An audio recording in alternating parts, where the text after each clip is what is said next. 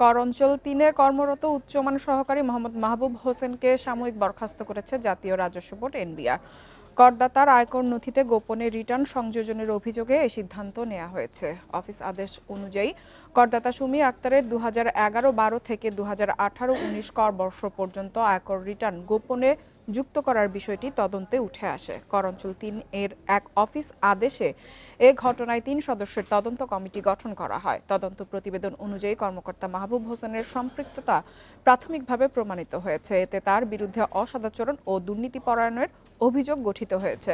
পরবর্তীতে বিধি অনুযায়ী তার বিরুদ্ধে বিভাগীয় ব্যবস্থা নেওয়ার সিদ্ধান্ত হয়। পাশাপাশি একই বিধিমালা অনুযায়ী তাকে সরকারি চাকরি থেকে সাময়িক বরখাস্ত করা হয়েছে। এ সময় তিনি বিধি অনুযায়ী খোরপোশ ভাতা পাবেন। এই আদেশ অবিলম্বে কার্যকর হয়েছে।